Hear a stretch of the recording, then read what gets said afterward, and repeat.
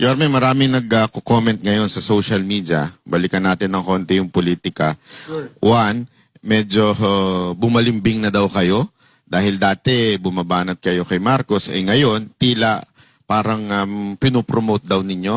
Ano masasabi niyo dito sa mga nagsasabi sa inyong bumalimbing na daw po kayo? Oh, yung balimbing, depende yan. May matamis, may maasim. Nakain niyo na ba yun? Wala akong ganun. Action Democratico ko eh. At ang tinakbo ko po yung mayor.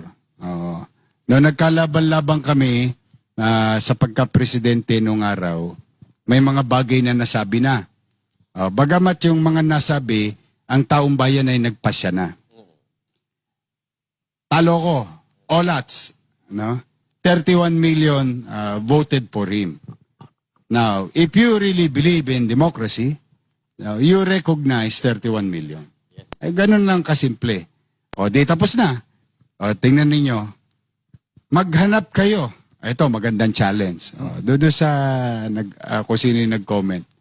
Maghanap kayo ng mga salita. Simula nung naolats ako pagka-presidente. Ang dami ng iskandalo, na nangyari.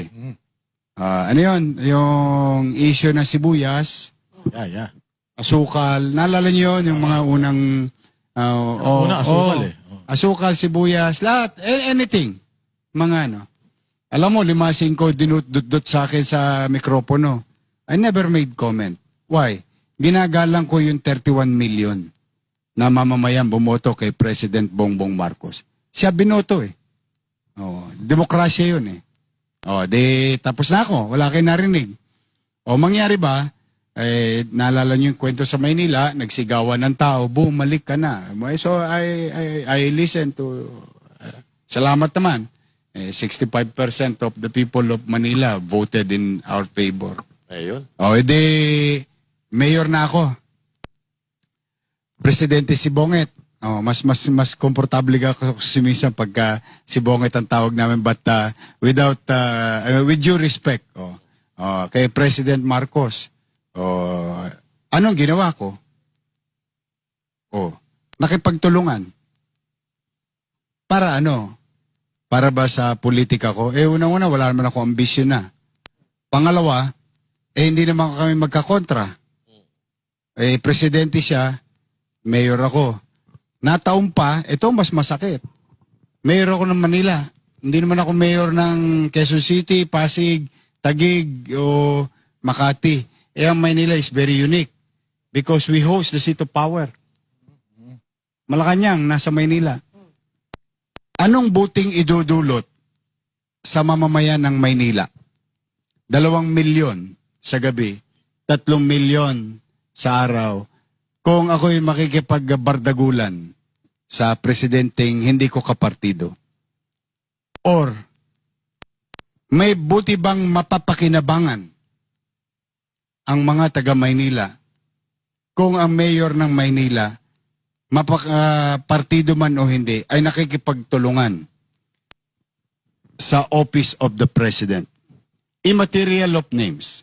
Whether, let's just say, for example, in the near future, let's just say si Sara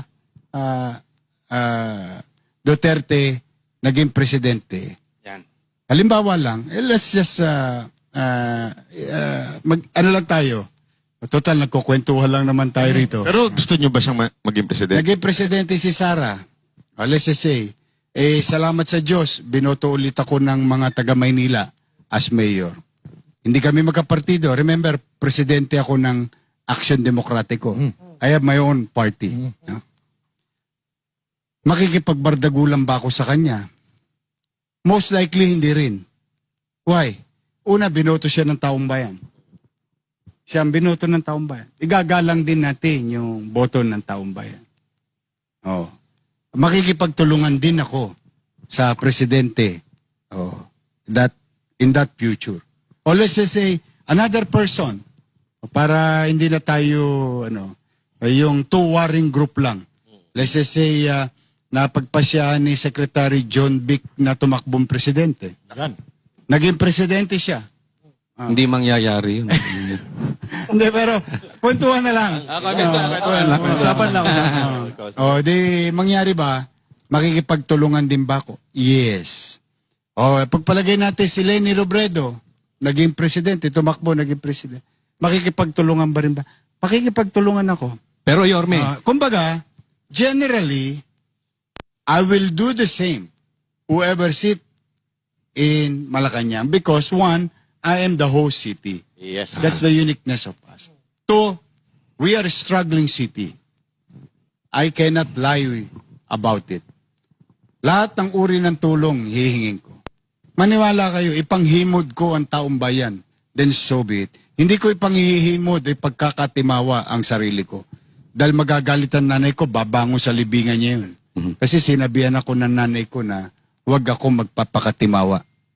Pero, kung taong bayan ang pag-uusapan, bakit hindi?